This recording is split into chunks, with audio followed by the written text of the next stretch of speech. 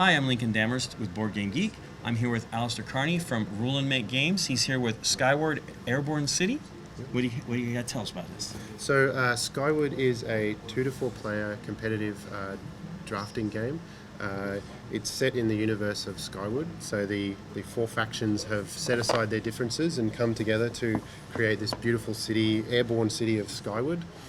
So you as the player, you manage the buildings that are to be placed into the sky.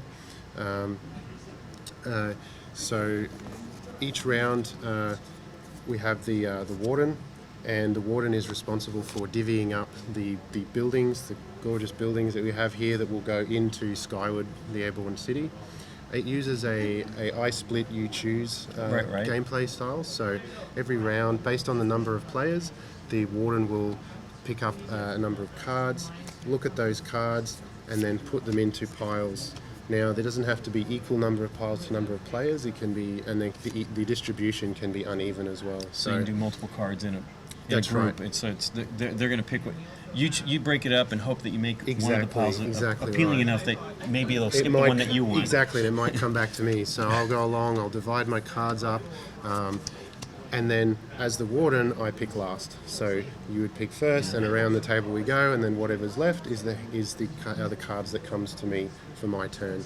So you need to think ahead a little bit about how can you make these piles appealing enough to the other players so that they might leave you the one that you actually wanted.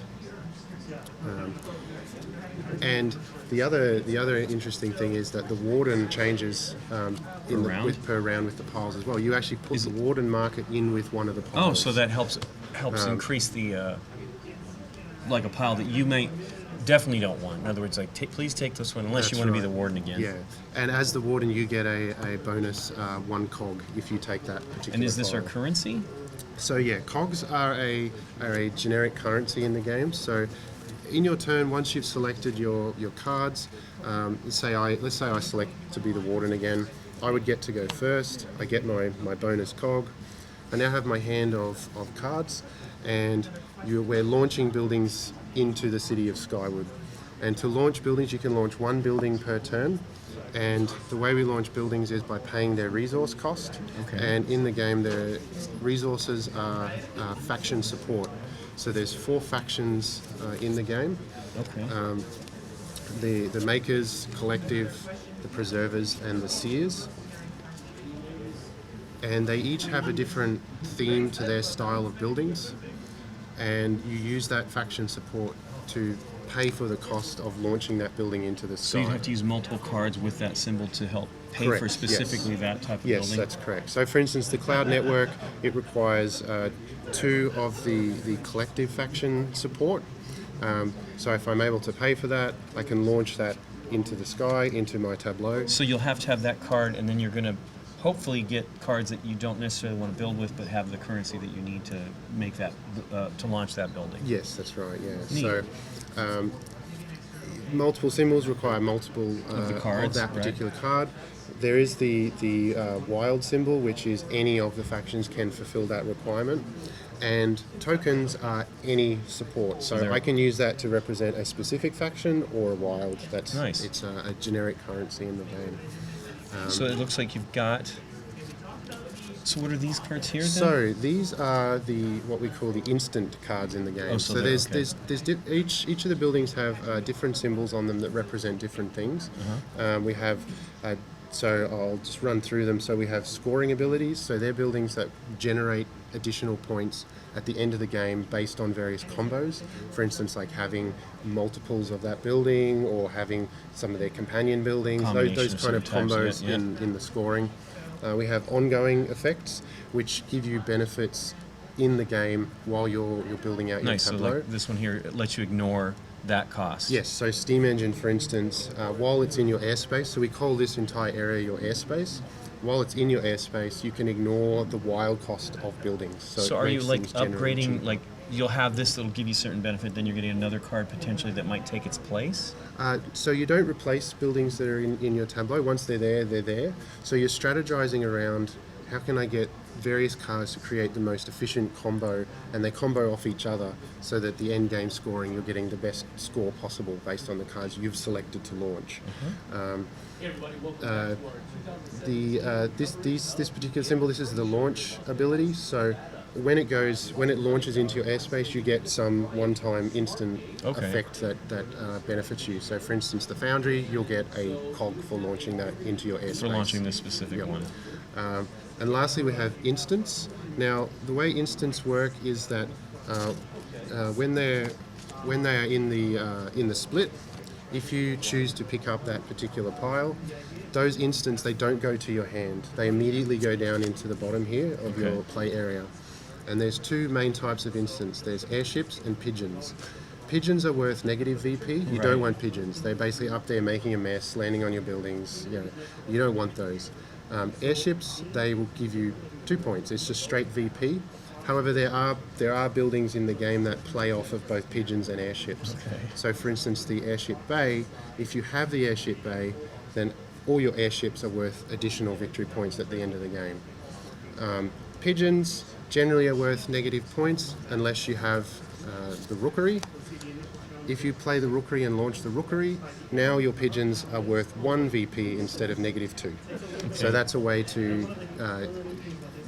these are used to basically incentivize or de-incentivize the piles in the split. Generally, pigeons are a disincentive to players, so it could be a good way to, I really, really want this pile, so I'm going to deliberately put a pigeon on that pile to make it less incentivized for other players to take it. However, if you have the rookery, then suddenly you might want to start collecting pigeons because now they're actually worth VP. So when you play this, are they sending you this, or are they choosing to send you one of those? Right, so the rookery, when the rookery launches, it has the effect of each opponent may send one of their pigeons to you. So as the owner of the rookery, you want pigeons. Right. If you don't have the rookery, you don't want pigeons. So for other players, they can choose to send you one of their pigeons. For them, it's a decision about At the time of play? At the time of play, yes, that's correct. So they're making the decision of, do I get rid of that negative 2 VP, which is going to hurt me at the end of game scoring, then give you one. but give you 1 VP. Right. So that's the decision making.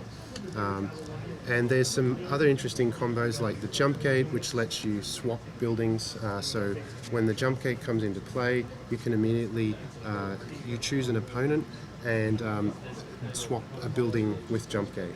So, for instance, if someone else had the rookery, exactly. and I had a lot of pigeons, it's like, I'm going to play this to take your rookery. That makes a lot of sense to me. And so play continues like this until someone launches 6 buildings. Okay. Then everyone else gets one more turn, and then we progress to the scoring. Neat. So, I mean, how long does it basically take? So around the 30 to 40 minute mark. Okay. And because you're only launching 1 building per turn, plus you have the split as the first phase of the game for each round, it's a fairly quick game to sort of progress through. Well, it can be pretty agonizing splitting those cards up. Yeah, a lot of the thought process goes into this, but everyone's agonizing over the same thing at the same time, which creates for some interesting table talk and interesting tension. It's like, do you really want this? Maybe I want it, but you might want it. Do I take this instead of letting you have that? So it's a lot of that strategizing. Do you take something someone else wants versus taking something that's going to help you further your tableau? Yeah, preventing somebody from getting something you really don't want them to have. Exactly right. And especially things like jump gate. If that comes out and you have a great combo going and someone knows they can use jump gate to disrupt your combo, now it's like, well, jump gate might end up being in a pile all by itself. Because they know that you are probably going to take that just to prevent someone else from breaking your combo. So there's a lot of that thinking that goes into managing your combo. Well, I do love those kind of split games because it's delicious choices. You're like, okay, I really want this. Will I forego extra things that I might be able to get just so I can guarantee that somebody else doesn't get this? But they can always just take that to screw you. So it's exactly right. It's wonderful terribleness. That's exactly right. So that's Skyward. What's the availability on it? Is it out now? So Skyward was on Kickstarter last year. Okay. We're just about to start manufacturing, and we're looking to have a street date around probably July to August. Okay. Will be our street date on Skyward. Neat. It's currently available for pre-order on our website as well. Nice. How much does it cost? It's $24.99 Australian. Okay. I believe currently. So Yeah. that's on our website. There's $24.99 American is going to be the MSRP, and currently there's on our website listed Nice. in Australian dollars. Yeah. Nice. Yeah. Cool. Well, thanks a lot. Yeah, not a problem. Take Thank care. you.